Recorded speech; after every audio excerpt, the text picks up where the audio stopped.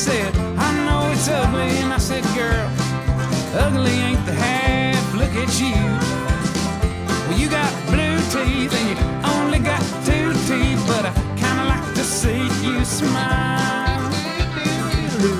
And it appears that over the years you've turned into a big old steaming pile. And she said, yeah, I know I ain't no supermodel. I said, you ain't a hand model, baby, but that's fine,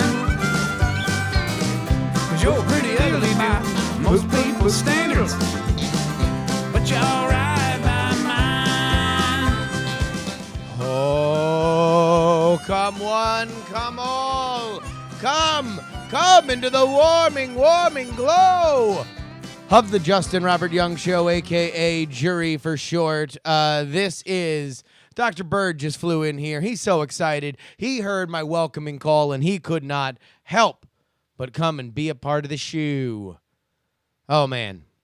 All right, we got a lot. We got a lot going on here tonight.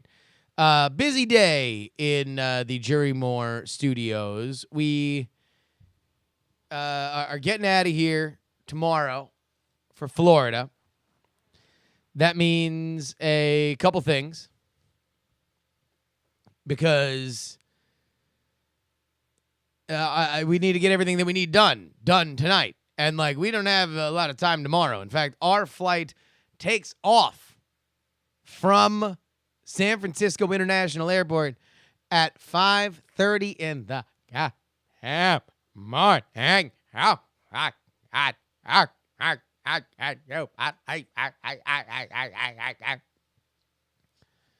That means we are right up in the Uber early as fuck. Super early. We're talking 3 o'clock. United Club isn't even going to be open. This is going to be garbage.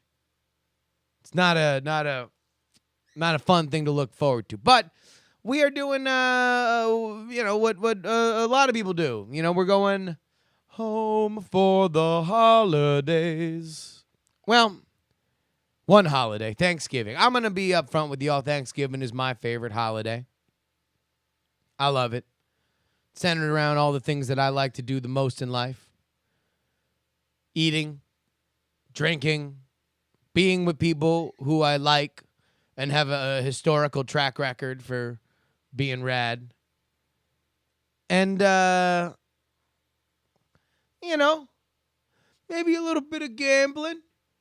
Maybe a little bit of gambling here and again. Get the little football squares out. Toss a little money in. Make sure some worthless football games are a little more interesting, huh?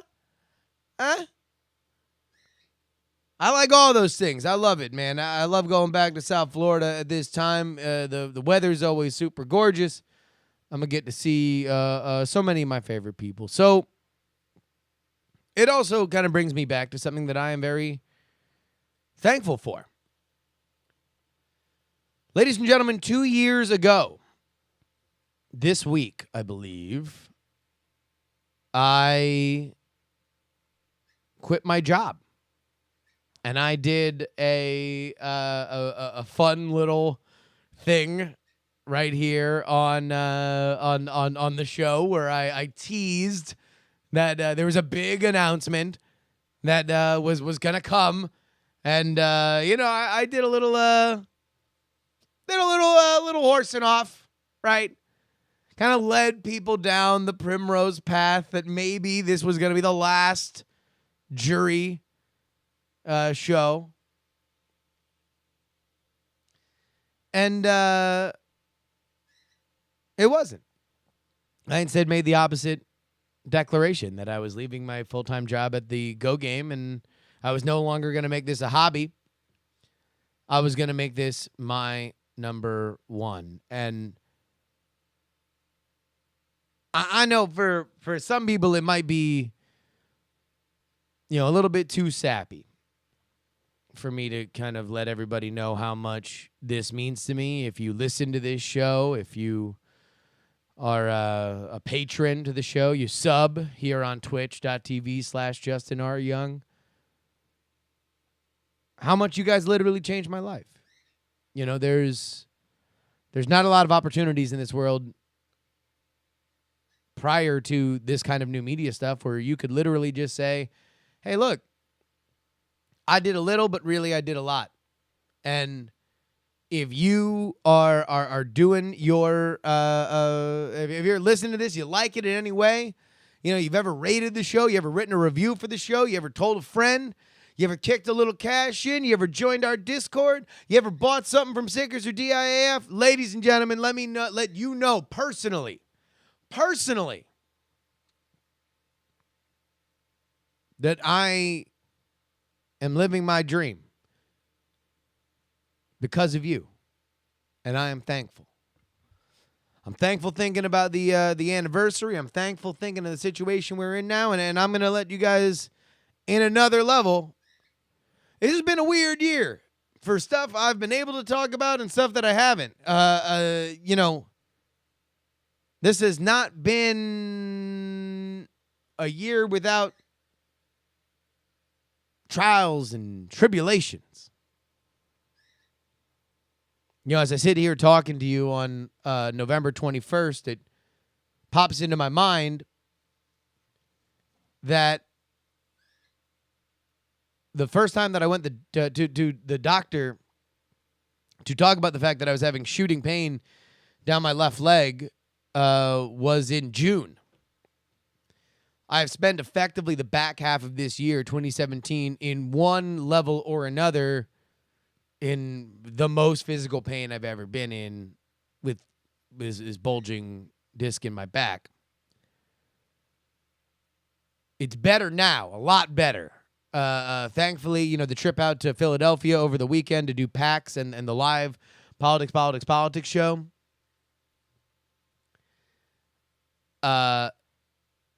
It held up in a way that it really hadn't before. However, man, I can say now in a way that I couldn't say it before, that what that kind of injury does to your mind, and anybody who's listening to me that's had a back injury will tell you, right? There is something that gets up into your head when you can't move the way that you normally did. And holy shit balls, McClanahan, do I have a totally new concept of how people with disabilities live. Man, fucking salute to anybody that at a certain point, specifically if you were able-bodied and then you were disabled. I mean, that's a pain that at least I can not know, but I can map out a little bit more accurately. You know, I can take a micro and try to extrapolate it in my head to a macro. And probably even more so for people that have always just had to watch the world kind of traipse on by them physically. I'm thankful that the podcasting medium, that the live streaming medium, that the internet community speaks to so many of those people. So if you're disabled and you're listening to this, I'm thankful for you. And yeah, it's a little shitty of me that I had to, I had to fucking Scrooge myself, right? And I don't want, because I love Thanksgiving. I love protecting the sanctity of Thanksgiving. I don't want to skip right into Christmas stories, but we have to kind of talk about the Christmas story, right? Like that I had to go through it. I had to have the ghost of back pain come visit me so I could understand in a more fully way exactly what it's like, or at least to have a thumbnail sketch of what it is. But if I can help provide any kind of fun, of introspection, of interesting dialogue, hot takes that you can rip off and act like your own, you have the full license from me to do any of that. I love you guys, man. I don't want to get too rambling here because we got a ton of shit that we want to get into including some drunk Australians I ran into while I was out in Philadelphia, sexual assault in the restaurant industry, a list of dating trends, and some other random nonsense. But let me just say this. Throughout this year, where I've had to think a lot about, what is life? What is depression? What are goals? What are partnerships? What is loyalty? There's one thing that has been a true North Star, something that I have always understood to be glowing and getting brighter. It's you guys. Diamond Club, the JuRY community, the politics community, the 1-900 wrestling community, the Discord. Folks, you're the wind beneath my wings. You are the peanut butter to my jelly. Thank you, thank you, thank you, thank you. I am thankful for you. We are 2 years down. 2 years down. We ain't anywhere goddamn near close to being over. Smash cut. Justin died the next day. All right. Let's go ahead and get into this story. I was in Philadelphia for PAX Unplugged. We did our talk. You can go ahead and see it. bit.ly/KSmoney. bit.ly/KSmoney. That is the link to the talk that John and I did. How to lose $40,000 on Kickstarter. It went really good. Also did a live Politics. That's going to be on the Politics feed tomorrow, both video and audio. So go ahead and check that out as well. We did a oral history of the Monica Lewinsky scandal with Owen J.J. Stone, a.k.a. O'Docta. Spoiler alert, O'Docta is still O'Docta.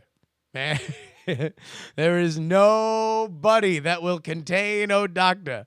I was trying to go one by one through all the stuff.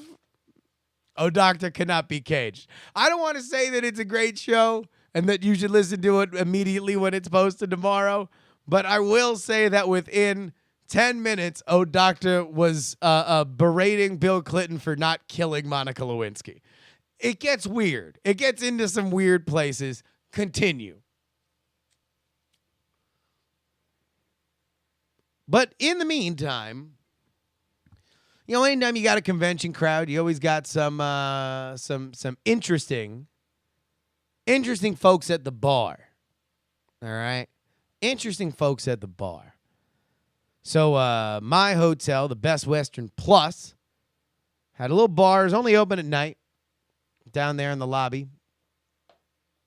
John and I sit down there. John doesn't drink, so he's just kind of my huckleberry. I'm having a drink. Next thing you know, we start talking to these Australians next to us. They were one of them had run the New York Marathon. They decided to stay here in the States, the good old US of A, to see the sights. So they had taken a car up to Syracuse and Toronto and yada yada yada.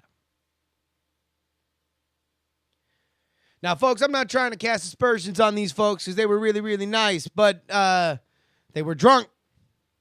Yes, sirree, Bobcat Tails, man. They were sauced. They were housed, liquored up, lubed, and ready to roll. They were drinking margaritas, too, man. Oh, god damn. I can't imagine. That's always a bad move, by the way. I'm just going to go ahead and stamp that one triple certified. Anytime that you are at the end of the night, move off from margs, right? No need for margs. All you're doing is just getting all that sugar and you're getting all that tequila. Bad idea. Bad idea genes, man. Didn't stop them, though, because they're Australians. They got a goddamn reputation to uphold, and they'll be goddamned if they weren't going to do it. At a certain point, conversation moves to the more personal. They start quizzing me on things. And the woman, they're named after my aunt and uncle, by the way. I was able to remember their name. I'm terrible at names. In fact, there are a lot of people here in this chat room that either saw me on Saturday or have seen me multiple times at different conferences.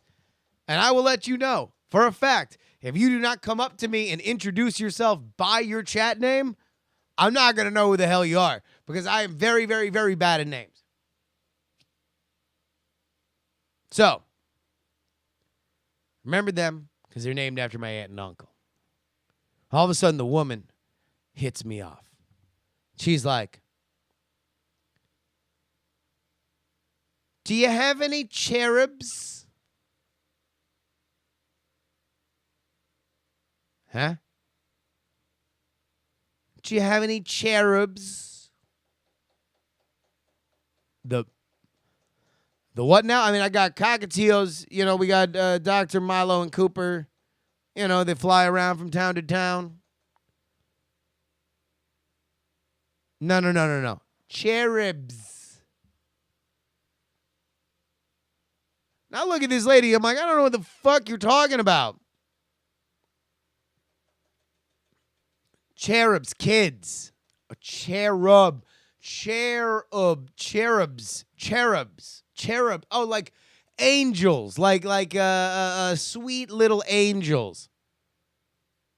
I'm like, no. I don't have kids. That's a very fancy way of saying kids, though. She's like, oh, no. It's the best. How do you mean? Well, because if you just train yourself to say cherubs, you will always be inoculated no matter what else you say about the kids. For instance, if you're on a plane and you say, "Hey," because the kid's crying, you go, "Hey, is that your kid?" "Yeah." "Can you please shut it up?" Now you're an asshole, right? You know, that parent didn't ask for it. They're dealing with their own level of shame. They're trying to get their kid under control. They can't seem to do it. And so maybe they're in whatever, style of parenting that they're going through. You can't just yell at them and tell them to shut their kid up.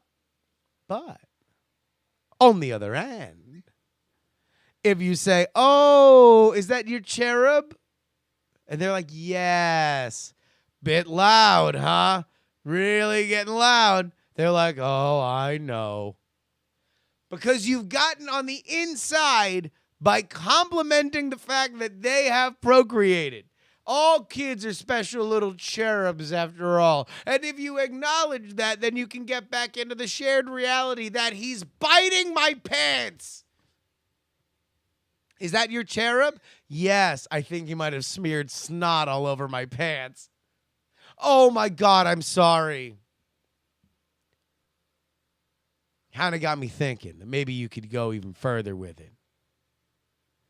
You know, maybe you could say, you could just, is that your cherub?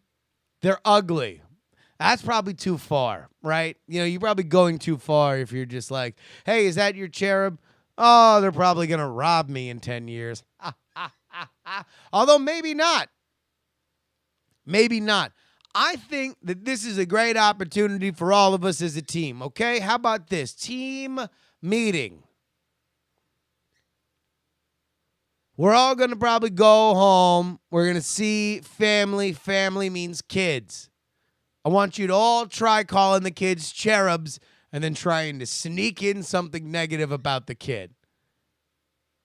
"Oh, what a cute cherub." Oddly spaced eyes, though. Can we agree?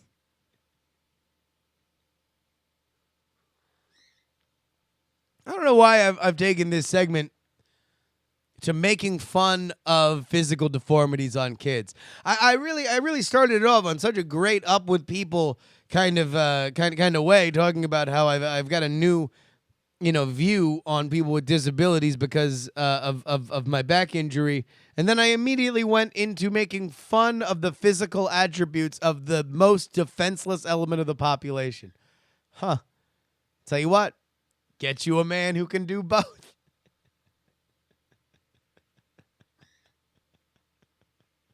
Oh, let's talk about sexual assault. Alexa just hit me off with, sorry, I don't know that.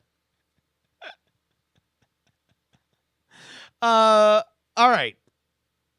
This came from the Discord. Big shout out to everybody that is all up in the Discord on a 24/7 basis. Just being the best ever. This was a story here. Obviously, hey, look, I've just come to call it the garbage fire. This is just the ongoing issue with sexual assault and our redefinition of it in the modern era. New stuff is added to the garbage fire seemingly every day. We are consistently adding new elements to that. I don't know why this grab is being. I think I screwed up all. Oh wait, here we go.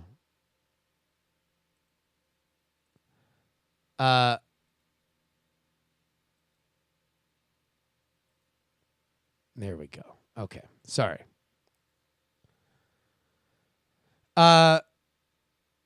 We got some sexual assault problems. So Charlie Rose, he's apparently on the garbage fire. We've got John Lasseter of Pixar. He hit the garbage fire. Al Franken, garbage fire. Everybody's on the garbage fire, right? Well, how about this one? They don't got to be famous here, folks. Rape in the storage room, groping at the bar. Why is the restaurant industry so terrible for women? This is an article by Maura Judkis and Emily Heil of the Washington Post. If you're a woman, what makes a restaurant dangerous isn't the sharp knives or the hot griddle. It's the isolated area of the kitchen, like the dry storage pantry. That's where Miranda Rosenfeld, 31, then a cook at Jackie's Restaurant in Silver Springs, was headed one day 7 years ago to help with her inventory. At the request of one of her direct supervisors, she had been harassed by for months. When she walked by into the narrow basement room, far from the bustle of the kitchen, she turned around to find him standing there with his pants on the floor and his penis in his hands, blocking her exit from the basement. I felt cornered and trapped and scared, and what ended up happening was that he got me to perform oral sex, and it was horrible. The whole time he was saying things like, "Oh, I've always wanted to do this." Her instinct was not to do anything and wait for it to be over, because that's what will make me the safest. Or maybe the dangerous place is the walk-in cooler. That's where Chef Maya Rotman-Zaid, 36, was when she was cornered about 12 years ago by a coworker who tried to grope her. After years of working in kitchens with handsy, misbehaving men, she had remembered an anecdote from Anthony Bourdain's Kitchen Confidential in which the famous chef struck back after being grabbed repeatedly by a colleague. "This guy tries to feel me up, so I stuck a fork in his leg." A friend said she had confided and confirmed details of the story to the Washington Post. Although she doesn't think that she broke the skin, he screamed and ran out of there like it never happened. I mean, talk about embarrassing, but he never tried to touch me again. Open Bayou points out that I've already done a restaurant workers experience episode, and part of it is that shit gets fucking wild and nasty. So guess what? Shit gets wild and nasty. And I don't want to take away from the point of this. Because these are very much key issues that we need to be paying more attention to. However, I do want to go back to my old little hobby horse When everybody gets all like, oh, I hate tipping. I hate tipping. I hate tipping. They should just build it in. Build it in. Build it into the thing. Build it into their pay. Guess what? Those are the dudes who are deciding who gets paid what. The guy that's blocking women into the goddamn dry storage or the walk-in freezer and jacking his stuff, thinking that the lady's going to be like, oh, finally, you're giving me access to that sweet peen.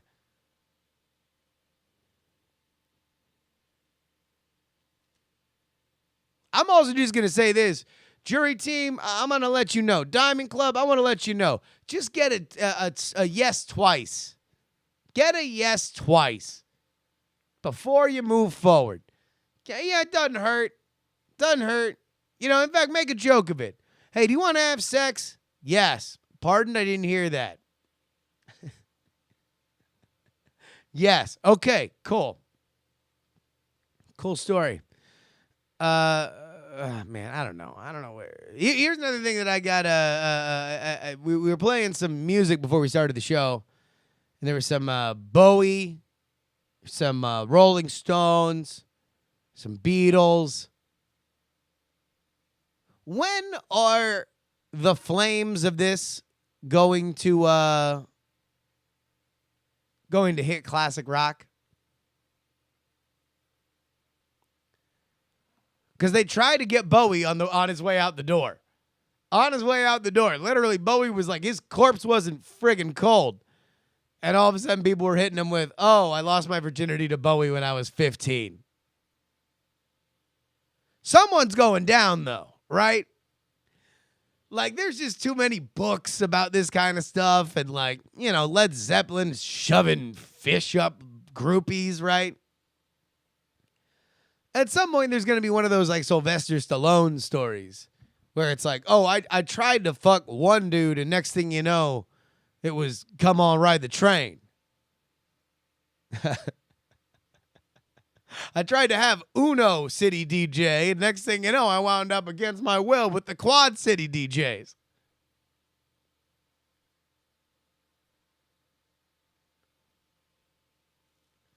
The Buck says it's basically understood in classic rock, and that's why I think we haven't gotten it yet. But I don't know, man. I don't know. Kind of feels like, the Buck says Gene Simmons. Gene Simmons just got kicked out of Fox News for being an a-hole, apparently.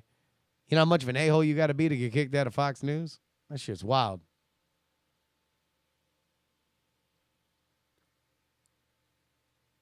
I figured someone's going to get it. Someone's going to get it. Maybe it's someone from the 90s, right? Maybe it's not classic rock. Maybe it's not 70s, 80s, but maybe it's like 90s. What would be a 90s band that would get it?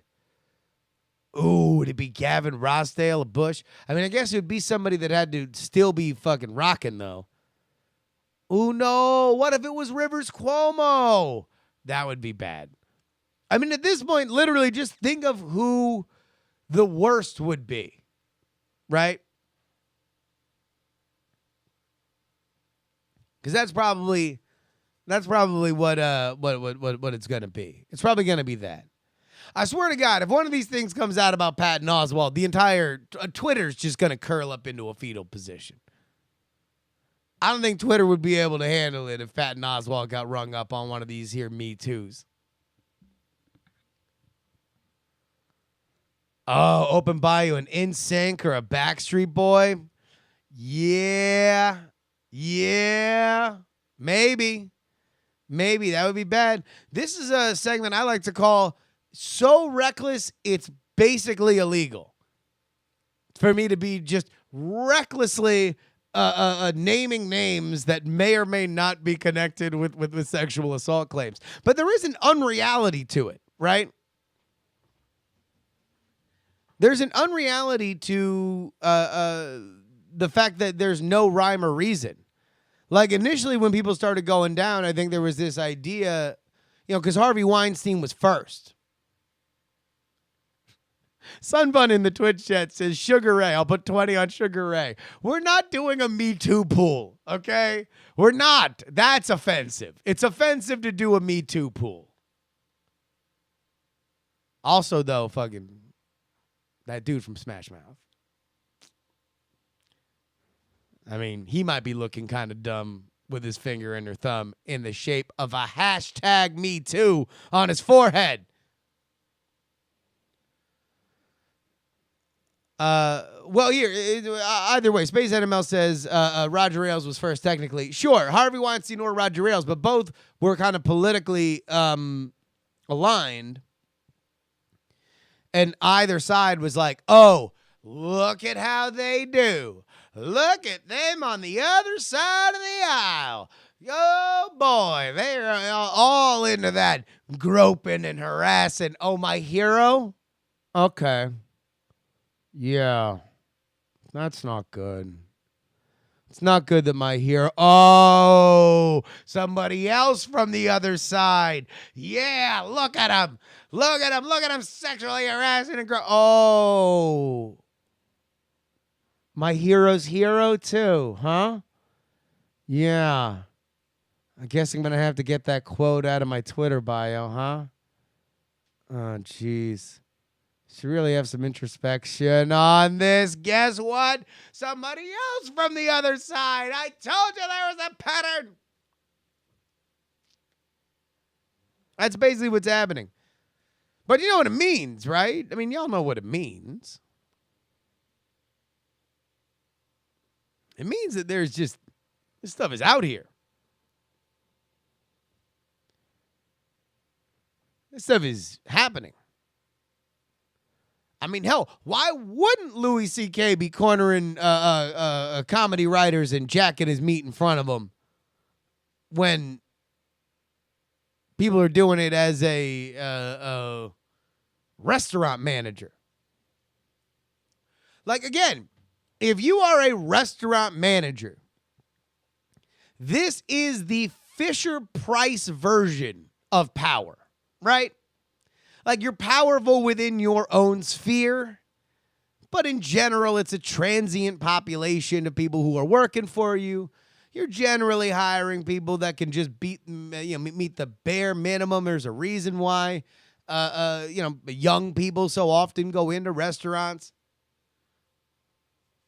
And even those guys are like, man, it'd be nice to get my willy sucked by that person. I wonder if I put them into a situation where I was tacitly showing our power dynamic, whether or not they would be more or less interested in sucking my D.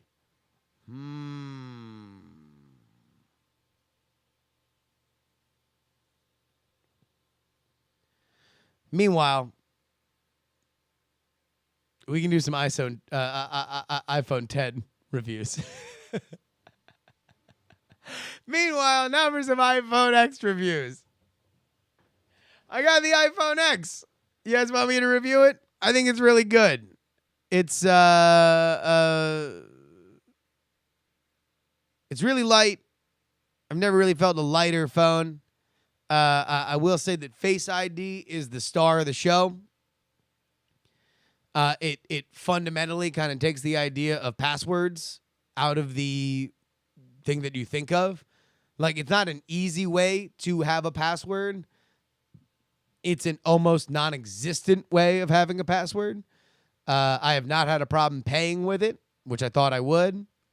It has not failed at the level that Touch ID did. Here's the one thing. I wish it were bigger. I do wish it were bigger. I got so used to the to the 7 Plus that I wish it had that larger form factor, because I did just like that bigger screen. But all in all, it's $1,000 phone here, okay? But it's probably the biggest step up since they started doing the pluses.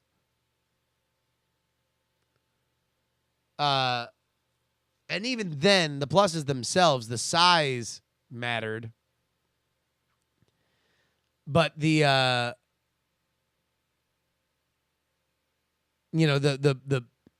it's probably the biggest technological jump since the 4 or the 5, something like that. But anyway, so I got it.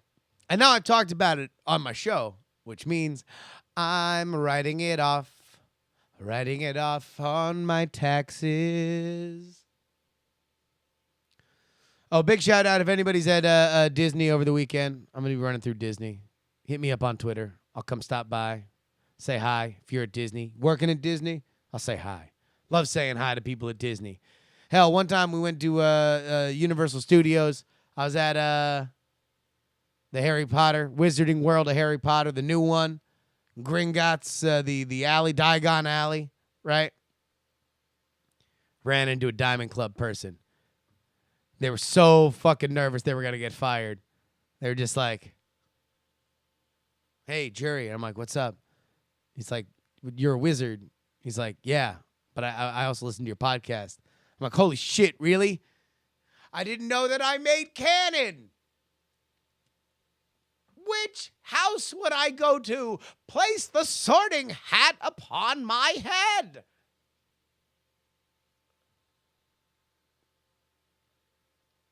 But yeah, go ahead and shout me out. We'll be around.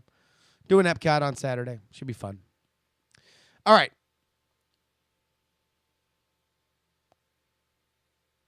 Here's another something amazing that the Discord did. It is a list of dating trends. Y'all know that I love me some dating trends. Love them. Love me some dating trends. They're so ridiculous. They're really stupid.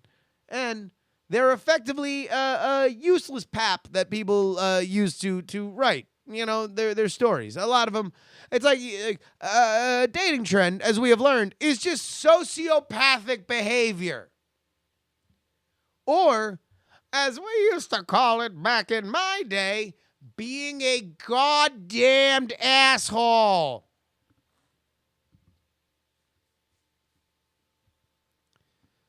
So we got these, all right? Here are that we could find. Ghosting. Fubbing, which is phone snubbing or ignoring your partner for the sake of checking your Instagram or trawling through your Twitter. Oh, I do that all the time. I'm a fubber. Cushioning, having a backup person in case your relationship turns sour. Love bombing, showering someone in affection before turning around and acting like a total jerk. Which again, sociopathic behavior. Sociopathic behavior, love bombing. This is not a trend, right? These are sociopaths. The real article should be sociopaths on the rise.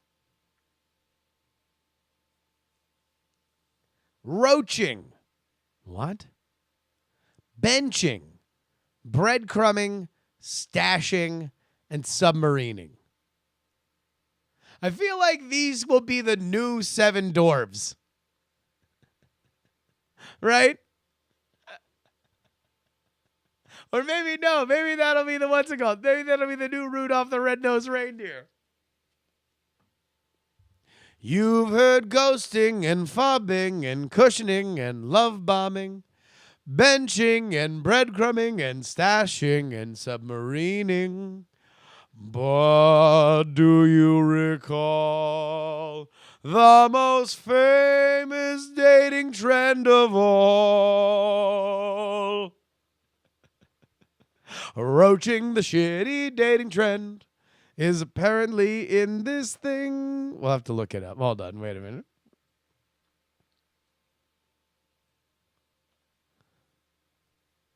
All right, let's take a look. Roaching.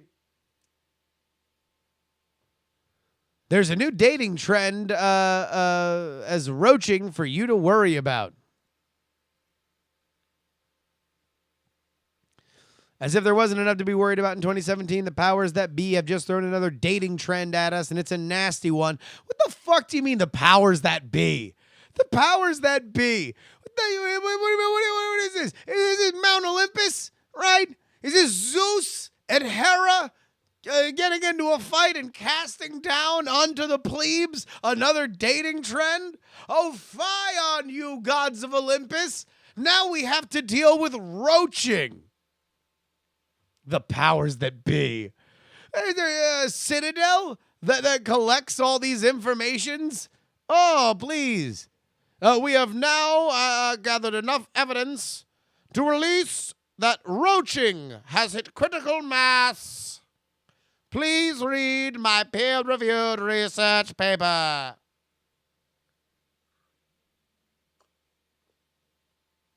Powers that be. Fuck you, powers that be.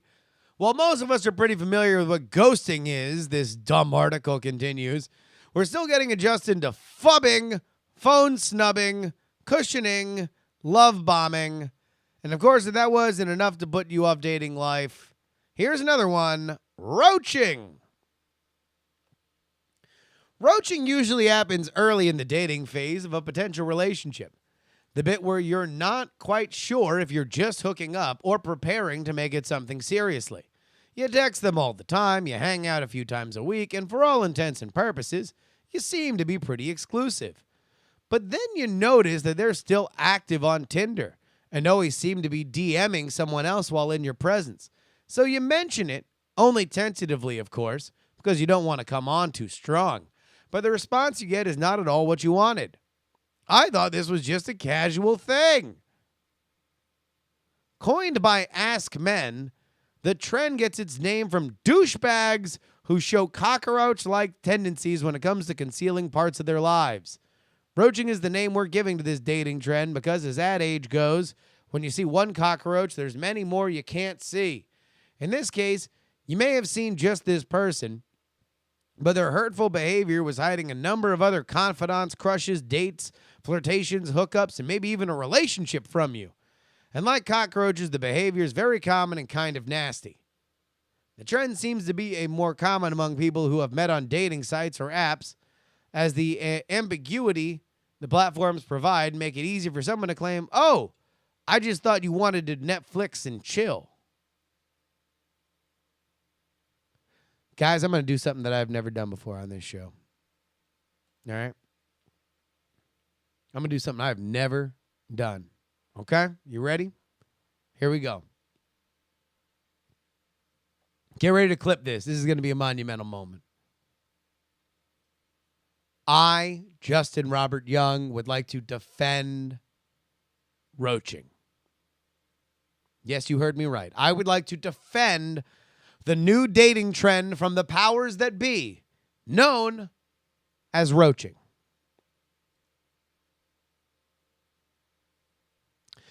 Here's why.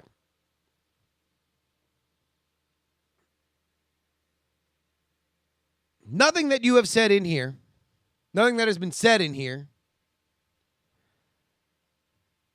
is in any way violating the key tenet to any relationship. Open and honest communication.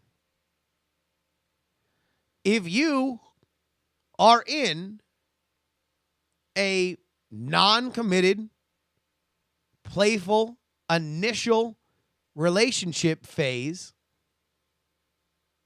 and you ask them, is this exclusive? And they say no, then you have your answer. How are you supposed to assume, that they also believe that this should be a more serious relationship? You have to ask. You can't assume. Assuming makes an ass out of you and me.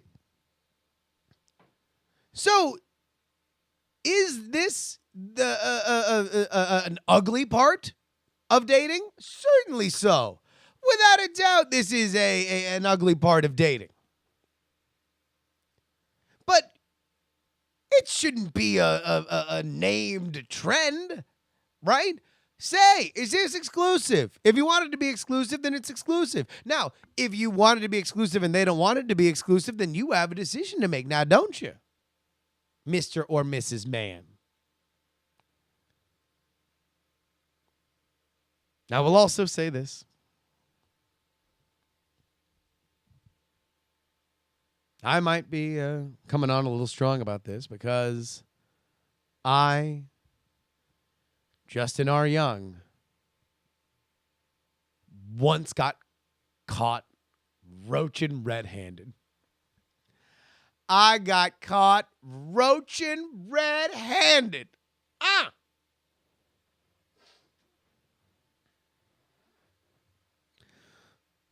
I met a girl. She's very sweet. We were flirting. Started kissing. It got physical. Went back to my place. We did the deed.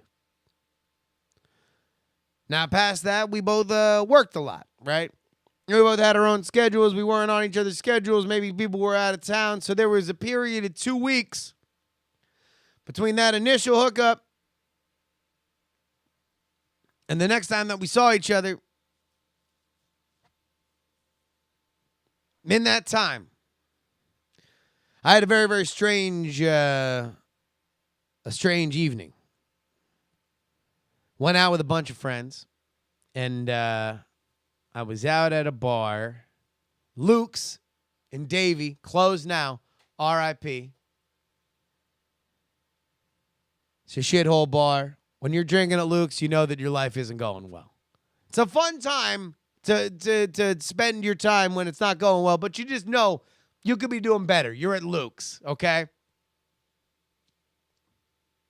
So I'm sitting at the bar, and sitting next to me is a ex-girlfriend of a friend of mine. Now, to say that we didn't like each other would be kind of a understatement. Hadn't really liked each other since high school. I found her to be a little overbearing. She found me to be annoying. Probably overbearing too. But for whatever reason, at that moment, while I was at Luke's, and she was at Luke's, and we were both thinking about how our life really wasn't going that well, and everybody else that we were hanging with was maybe a little bit more drunk, kind of had this moment of clarity. Like, hey, we were getting along that night. We're like, well, I mean, we kind of hate each other. What do you say we have sex? So we did. We went back to my place. We had sex. Now, that was a one-night affair. That was then. And I moved on. So the next time I see the first girl, she again comes back to my place and stays the night. And it is at that point, or is at this point in the story, that I must reveal to you something that is very, very important. Which is that the first girl, the girl that I actually wound up dating, had red hair. The girl that I had hate sex with had curly blonde hair. So it was that morning when all of a sudden I had a very, very angry new prospective girlfriend. And she asked me point blank, why do you have a curly blonde hair on your pillow? Then, as now I have black hair, she has red hair. Where did the blonde hair come from? Ya boy got straight cold busted, roaching his ass off. But I stood resolute. I said, number one, we aren't dating. If you would like to date, that's fine. We can have that conversation. Is this awkward? Yes, indeed it is. But I'm going to power through this by saying that open and honest communication is the pillar of our relationship. Should you want to have this conversation, I am willing and open. But up till now, you would be allowed catch all the dick you want. Also, there happened to be a lightning strike, and I told her the whole story. Because I'm not afraid. I was a little afraid, though. I was a little afraid. That's terrifying to be confronted with something like that. It almost made me apologize to her immediately. So I understand. This is why I'm pushing back against this roaching thing. Because, like, look, you're not doing anything wrong. As long as you're not lying, don't lie. Anyway, all right. So here, I didn't realize that we were going to go on this whole thing. I know everybody they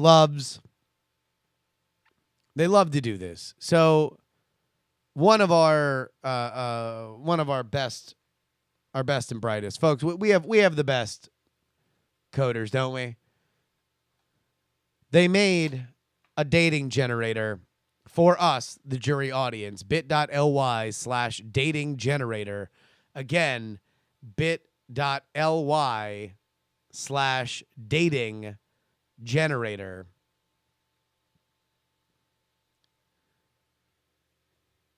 You can indeed be the powers that be. You can generate a dating trend piece. Look at this. We're going to do this right now.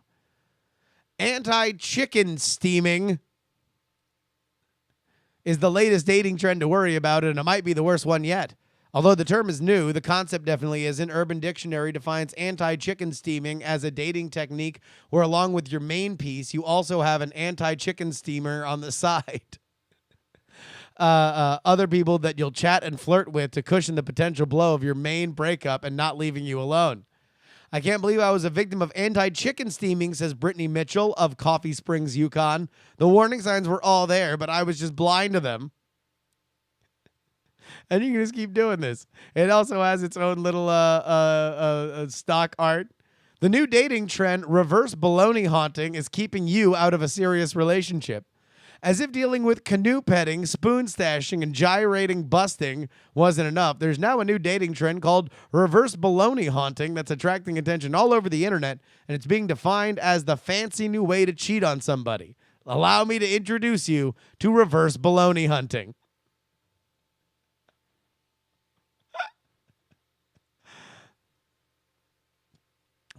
Group LARP spooning is the new solo donkey splicing.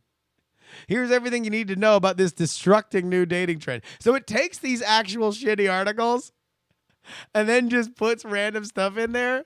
I'm so pumped. We need to start submitting these.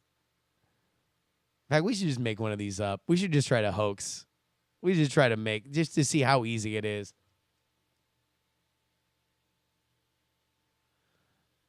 Let me see who did that. Somebody find who did that on the on the Discord. They are truly my favorite person. But thank you. There is just so much great stuff here on the Discord. Go ahead and check it out. bit.ly/JuRY Discord. Again, bit.ly/JuRY Discord.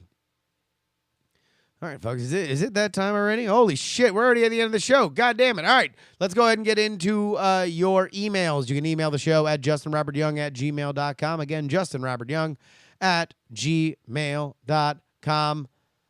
Everick writes, on your show last week, you mentioned that most white people don't know what queso is. That may be so, but certainly more white people than Mexicans know what that is. We do have queso, but that's just our word for cheese, and it covers a wide variety of products such as cheddar, mozzarella, Gouda, Swiss, and so on, as opposed to whatever travesty you described. Now I can already hear you calling me out for being pretentious and nitpicky, but the systematic and ruthless bastardization of the greatest cuisine in the world is a sore subject for some of us. All right, yeah. And everyone's going to be really, really excited to get the red salsa, which is marinara, right? Listen, here in America, we call salsa, what you would say is, it's chopped tomatoes and onions and peppers and everything, right? That's what salsa is. Yes, salsa is also sauce in Spanish. Come on, stop breaking my nuts here. And besides, in Tex-Mex cuisine, queso is queso. It's not queso, right? It's its own thing. It's a Tex-Mex dish. Thank you for writing in, though. And you are pretentious. Joe writes, I'll start with a statement I think that the accusations against Weinstein, Spacey, Bush Sr., Moore, Trump, Clinton, and now Franken, just to name a few. Let's go ahead and add on Charlie Rose, John Lasseter, Al Franken, Congressman Conyers. Some with a substantial evidence taking them beyond accusations are all disgusting, and the accusations are disgusting. But my innocence until proven guilty morals kick in pretty quick, and that gives me pause and makes me feel gross. I by no means want to defend or suggest that these people don't deserve punishment, but I also don't want to squash the courage to speak out. But what about the innocent until proven guilty? Why are we so quick to judge the accused in these cases? And what if there isn't proof? Are true victims left out to dry without justice? And meanwhile, Perplexed in Peoria wrote similarly, there are a lot of bad people in this world who have done bad things. Many of them have become public figures. And I understand that their victims want to let the world know what has happened to them. They deserve to do so, and hopefully it just helps them heal. But these are the most important issues in the world today for the rest of us. Has this become the sensationalized topic that the media is running with, and are we all stupid puppets? All right. I've seen this a couple times. Here's my take on it. Are things going really fast right now? Yes. Is there going to be a more damaging 3% of false accusations statistically? Will that 3% be bloodier than they would be otherwise in this case? Yes. But the reason why nobody is really all that up in arms with how fast the garbage fire flames are rising is because, number one, a lot of these people are just admitting that they did part of it. And B, half the population is like, yeah, we know this happens. And it is so criminally underreported that we're just going to keep letting this garbage fire burn until we kind of feel just by gut that maybe we're getting close to how many I've personally experienced. And by that, half the population, I mean women. So more than half the population. What'll be interesting to see is like the Sylvester Stallone stuff, which came out last week, where he just straight up denied it. So it seems like that kind of went away.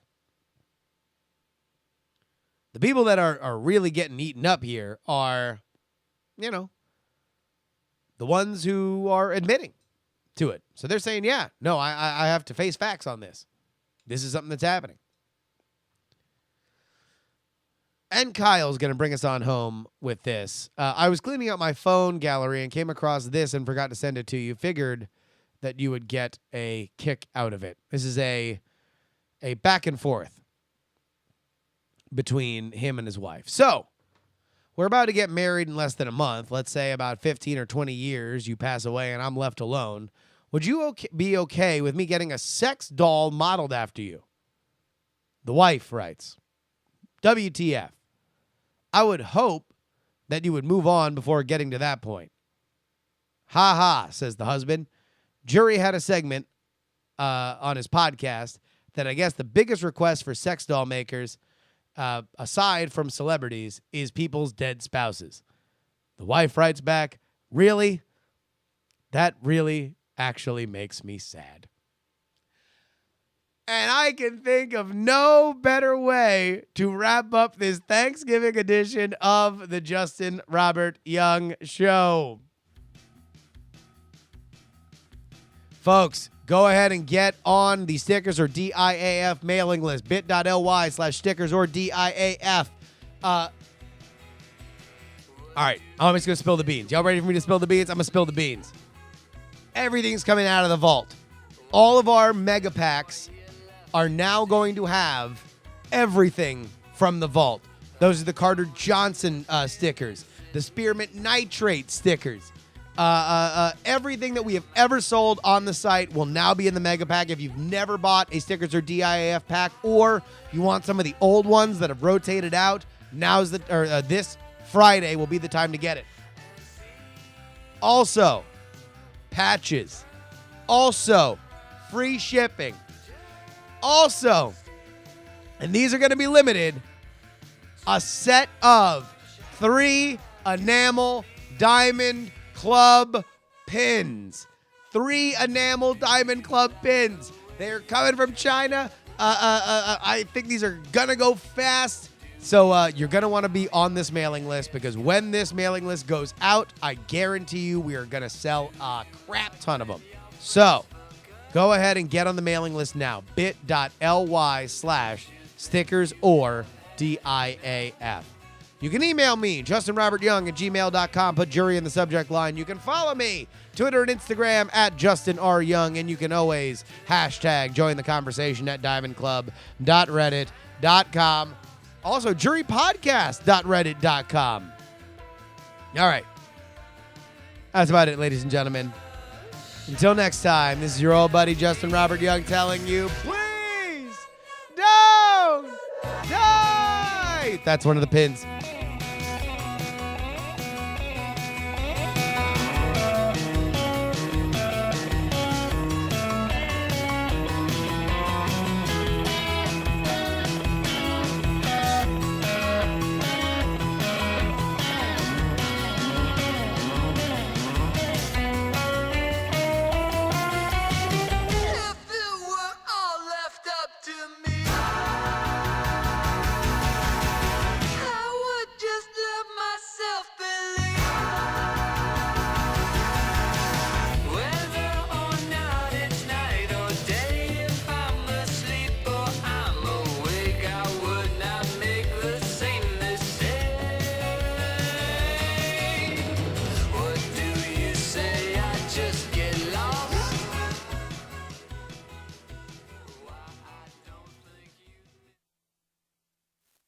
Diamond Club hopes you have enjoyed this program. Anyway.